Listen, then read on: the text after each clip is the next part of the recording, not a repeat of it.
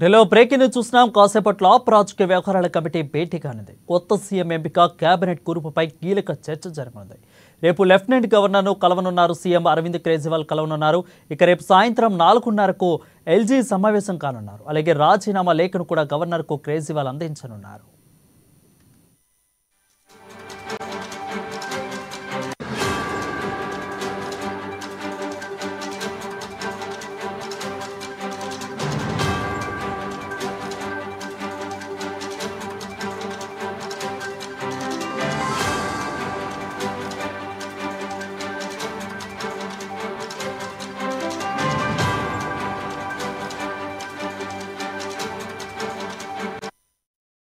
ఢిల్లీలో breaking news చూస్తున్నాం. కాసేపట్లో ఆప్ రాజకీయ వ్యవహారాల కమిటీ భేటీ కానుంది. కొత్త సీఎం ఎంపిక, కేబినెట్ కూర్పుపై కీలక చర్చ జరగనుంది.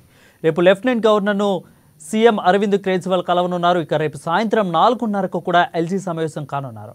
ఇక అలాగే రాజీనామా లేఖను గవర్నర్కు కేజ్రీవాల్ అందించనున్నారు. దీనిపై మరింత సమాచారం మా ఇన్పుట్ ఎడిటర్ శ్రీనివాస్ అందిస్తారు. శ్రీనివాస్, చెప్పండి, అప్డేట్స్ ఏంటి?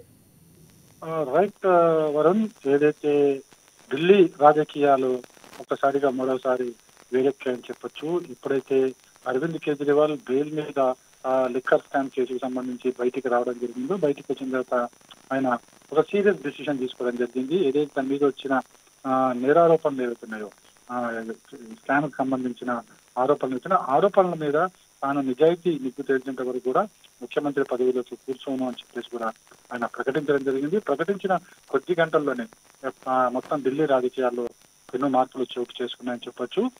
ఏదైతే తన ముఖ్యమంత్రి స్థానానికి సంబంధించి ఇప్పుడు పార్టీ వ్యవహారాల కమిటీ భేటీ కాబోతుంది. ఆ ముఖ్యమంత్రి స్థానానికి అరవింద్ కేజ్రీవాల్ వైఫ్ని, భార్యని కూర్చోబెట్టాలా లేకుంటే మరొకరికి ఇవ్వాలన్న దాని మీద చర్చ అయితే జరుగుతుంది. దానిపై ఇంకా క్లారిటీ రావాల్సింది. అయితే ఆ పార్టీ వ్యవహారాల కమిటీ భేటీలో ప్రధానంగా కేజ్రీవాల్ రాజీనామాకు సంబంధించి ఒక నిర్ణయం తీసుకున్నారు. రాజీనామా పత్రాన్ని నేరుగా కేజ్రీవాల్ లెఫ్టినెంట్ గవర్నర్ కు అందించబోతున్నారు. లెఫ్టినెంట్ గవర్నర్ అందించిన తర్వాత నెక్స్ట్ ఏం చేయబోతున్నది కూడా గవర్నర్ కి వివరించబోతున్నారు. ఇప్పటికే ఎందుకంటే ఢిల్లీలో ఆప్ పార్టీకే కీలక అంటే మద్దతు ఉంది. అదేవిధంగా ప్రభుత్వం ఏర్పాటు చేసే అవకాశం కూడా ఇప్పటికీ ఆ పార్టీకే ఉంది. ఇక్కడ కూడా పార్టీలో నేతలు వేరే పార్టీలకు చంపైన దాఖలాలు లేవు కాబట్టి మళ్ళీ ఆ ప్రభుత్వం ఏర్పడాల్సి ఉంటుంది. అయితే ఆ ప్రభుత్వం ఏర్పడడానికి ఎవరికి అవకాశం ఇస్తారనేది కూడా చూడాల్సిన అవసరం ఉంది. ఎందుకంటే ఇప్పుడు ఆప్ వ్యవహారాల కమిటీ దాని మీద చర్చించబోతుంది.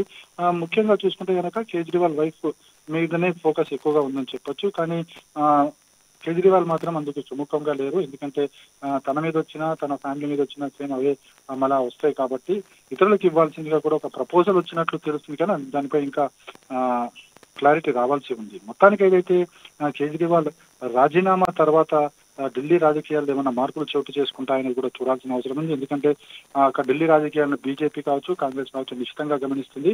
ముఖ్యంగా బీజేపీ అయితే అక్కడ పట్టు సాధించే దిశలో ఇప్పటికీ అనేక ప్రయత్నాలు చేసింది. అయితే ఈ లిక్కర్ స్కామ్ కేసు తర్వాత ఢిల్లీలో బీజేపీకి మరింతగా బలం పెరిగిందన్న పార్టీ భావిస్తున్న తరుణంలో ఇప్పుడు ఢిల్లీ రాజకీయాలను నిశ్చితంగా బీజేపీ గమనిస్తుంది. ఒకవేళ మార్పులంటూ జరిగితే కనుక బీజేపీకి ఏమైనా అవకాశం ఉందా అన్న కోణంలో కూడా ఆ పార్టీ నేతలు ఆలోచన చేస్తున్నారు. అయితే మొత్తానికి కేజ్రీవాల్ రాజీనామా తర్వాత ఢిల్లీలో ఒక రాజకీయ పరిణామాలైతే చోటు చేసుకునే అవకాశాలు స్పష్టంగా కనిపిస్తున్నాయి. Thank you Srinivas for the updates.